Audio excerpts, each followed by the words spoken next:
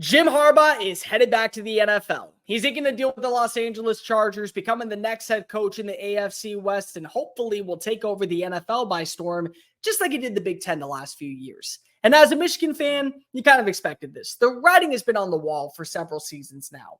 But now your attention turns to, where do we go as a program as the defending national champions? Do we go look for a coaching search, or is it as simple as promoting from within? Let's go ahead and discuss. But if you are new here, welcome on into the channel, people. My name is Cole Thompson. I'm a radio show host based in Houston, and I talk college football daily. Simply because the clock has struck zero on 2023 does not mean we are stopping making content anytime soon. We got you covered throughout the entire offseason, so if you need your daily dose of college football, might recommend you smash that subscribe button down below. Leave a comment telling me your thoughts on Jim Harbaugh's hiring or his departure from Ann Arbor. Is this a good thing for college football? Is he going to have the same success that he had in Ann Arbor? What's going to happen to Michigan now, and who would you hire as their next head coach? Tell your friends, your family, your mortal enemies, best of bros, college football aficionados, and Michigan faithful everywhere about this channel, because we're on the race to become the #1 YouTube show talking college football daily. Hit the subscribe button on every social media platform at Mr. Cole Thompson. That way, conversations surrounding our favorite sport never have to stop flowing.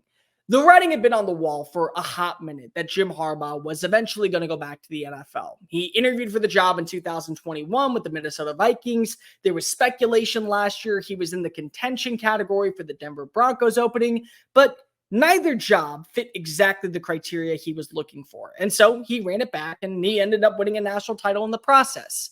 This is the perfect time to go. And any Michigan fan out there is probably saying to themselves, as painful as it is to say goodbye to the man that brought us to the top of college football, we are on the precipice of an elite era for us. I understand the move. Thank you for everything, Jim, and best of luck at the NFL level. Because really, what else was there to prove? Everything that he set his goals out for when he touched down from San Francisco back in 2014, he accomplished. Michigan, perennial contender in the Big Ten. Michigan, national level contender. Everyone knows their name and everyone talks about them in a prominent light.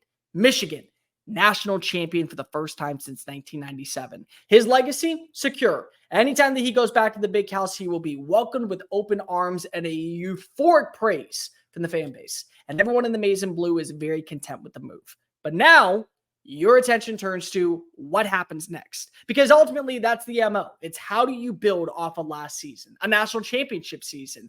This was a roster that for 3 years put together quality numbers. And this season was special, beyond special in my opinion, because it had been building up for the last 2 years. The festering feeling of understanding how good of a team we are.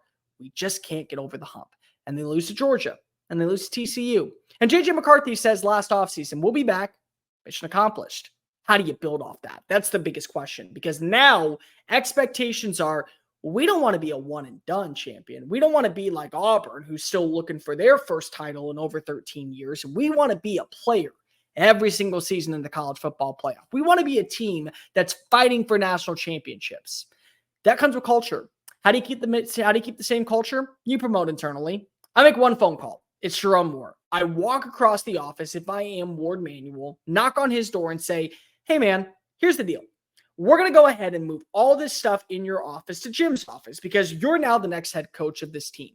We're going to release a press release in about 10 minutes or so, and then we're going to have a press conference tomorrow morning. You good? Cool. Hail to the victors. Go ahead and go blue. That should be the conversation, just right then and there. Because at this point in the offseason, you're in a very tricky spot.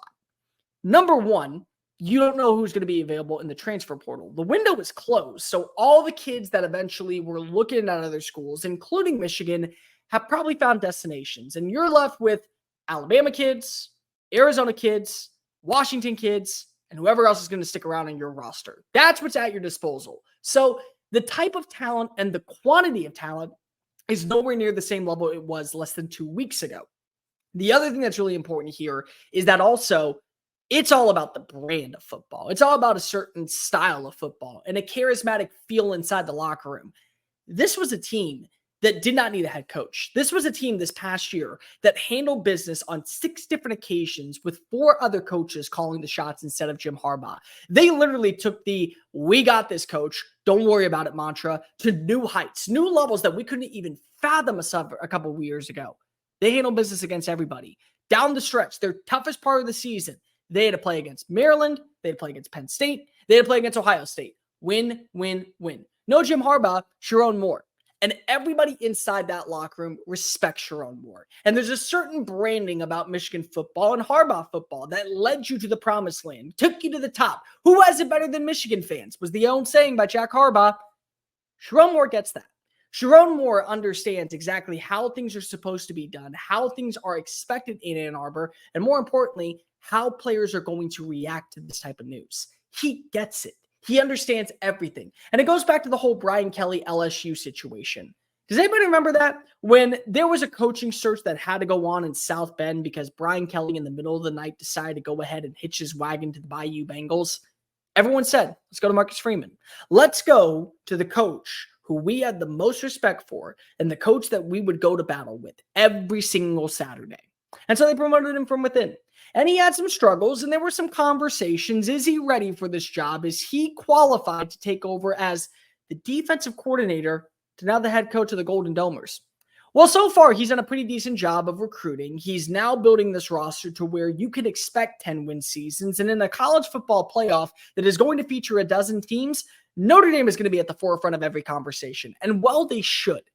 That's the same thing that you could think about with Sherrone Moore. Is the first season maybe going to come with a couple of trials and tribulations? Yeah, sure. Doesn't mean he's not qualified. And eventually, Sherrone Moore is going to become a head coach elsewhere. Why not give him the keys to the kingdom and watch him grow and develop and prosper and thrive and eventually be the sole solution rather than public enemy number one? There were so many schools this past offseason that had Sherrone Moore on their wish list, and now Michigan can do the exact same thing. You promote from internally, people are going to stick around. They're okay with playing for Coach Moore. They look at him and they say, oh, we've already gone to battle with him. We know what he's all about. And we know that he understands everything about what it means to be Michigan made. Can you say the same thing about Brian Kelly? Can you say the same thing about Lance Leipold or Dave Clawson or other names that are going to be brought up in conversations? I usually do a whole message board. I do a video talking about the top candidates to replace a coach when they leave. I don't think I have to for this one. If you want the same results, then what you have to do is have the same mentality. A guy like Moore gets that. A guy like Moore understands everything about this program. And he was handpicked by Jim Harbaugh to take over for this team during his 3-game suspension. If that does not say, hey, you are the successor, you are the next in line, you were supposed to be commanding this offense, you're supposed to be in control, and you look at the progression of this team, whether it be play calling, whether it be development of offensive linemen, whether it be consistency among every single game, that's Sherrone Moore. I don't need to make a coaching list. It's as simple as walking across, saying you're promoted, and moving on about your day. That should be it. And for Jim Harbaugh, he did good. He did everything that was accomplished. He made Michigan a perennial contender once again. And if he wants to go out on his terms and go back to the NFL, he's earned that right. And he's waited for the right opportunity. That's the key element here, people. It's not that he's going to some willy-nilly team and hopefully going to be the next big-time name. He's proven at the NFL level. He led the 49ers to 3 conference championships and a Super Bowl appearance and nearly got the job done. He's been able to show you time and time and time again that his adaptability and willingness to make changes will better a team because of it. And he wanted control. He wasn't going to get that in Minnesota. He wasn't going to get that in Denver. He's getting that in LA. He was the hire before the GM. That means that he is going to have a say on a lot of things that go a part of this roster. And now he gets to start fresh. Now he gets to go back and accomplish the goals that he still wants to achieve before he hangs up the whistle for good. And it ultimately was going to happen. It happens to a place that has always had respect for Harbaugh and a place that he has a relationship with. Played there in the late 90s. So you already know that him and Dean Spanos have had conversations before. You're leaving on your own terms. And now, if you're a Michigan fan, you wonder, but you don't really have to. Sherrone Moore is the guy. Guess what? You're in still good hands. And if he's not the guy, you're still Michigan. You're going to be fine. It just makes sense that this is a move that had to happen. And so now we wait. I don't think we're going to be waiting long for an answer on who's taking over for the Maize and Blue in 2024, though. It should be Sherrone Moore. And if there's anybody else out there, I have no idea what Ward Manuel and the rest of the people in Michigan are doing. Hey, guys, thank you so much for watching that video. Don't hit the X button yet. Make sure you hit subscribe to keep up with all of our daily content found on Just Saying It and anything else that we post on this channel. Bye.